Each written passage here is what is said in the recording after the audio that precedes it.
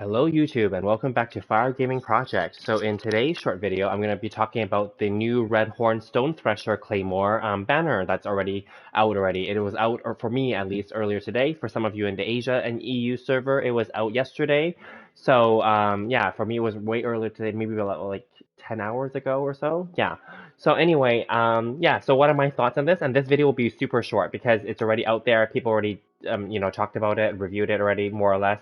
I've already pre-release analysis analyzed this already also, and I already talked about it in my plans video. I think a few weeks ago. So this is more just an updated version on that. So I overall feel like that this is a skip.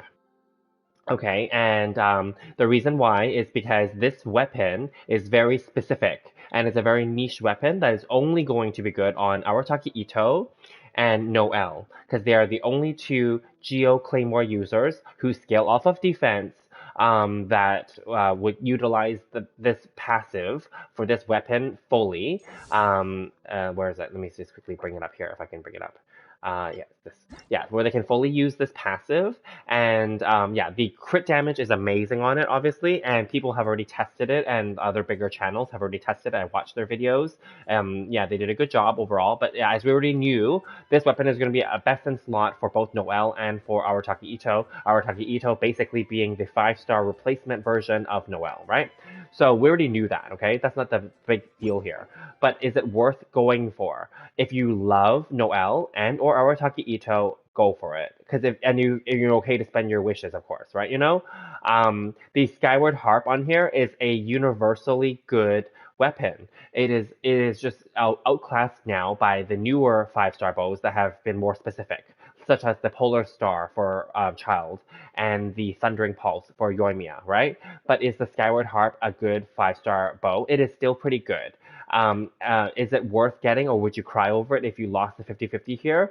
Well, cry as in like maybe you would be upset that you didn't get the Redhorn Stonethresher, yes. But then like you should be also be happy because the Skyward Harp in itself is a pretty good weapon. I myself don't even have a copy of this. Not that I'm going to be pulling on this banner, but I never got one of these. I was lucky and fortunate that I got the Thundering Pulse for Yoimiya and the Polar Star for Child.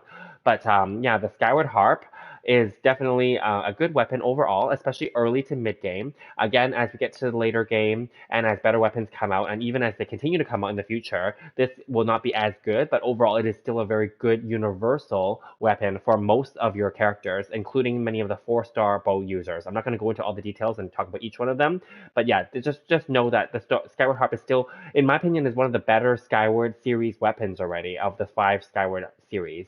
And overall, I've already talked about this in other videos too, but Skyward series is a very universal placeholder 5-star set that can be replaced by more niche and specialized weapons, such as the Redhorn.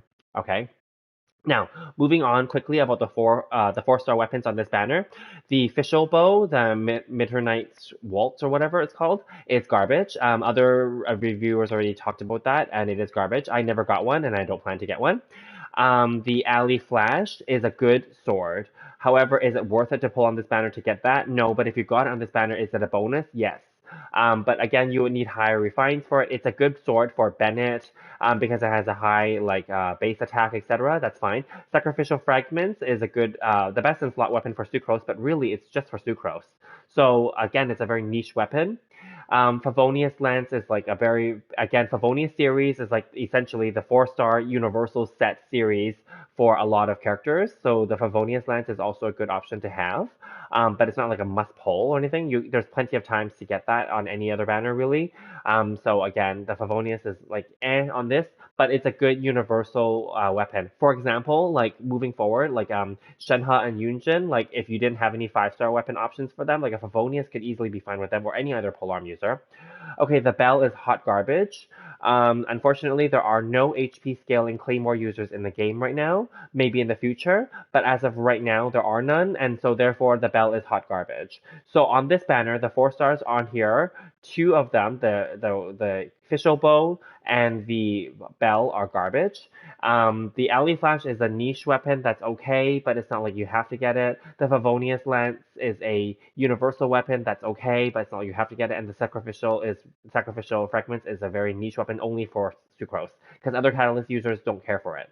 So that's why I say overall, though, this banner is a skip. Unless you love Ito and Noelle so much that you want to get them the 5-star weapon, that's fine. But keeping in mind the weapon banner is a scam, and the weapon banner is not guaranteed despite the fate track that you can select. Even though I selected the track, but I'm not going to pull on this banner unless say I wanted to like, if I was lucky and I got like say Ito or Goro already and I had extra wishes and I just want to try my luck on this banner, maybe. But I'm not going to go hard and heavy on this, and I would not spend money on this banner.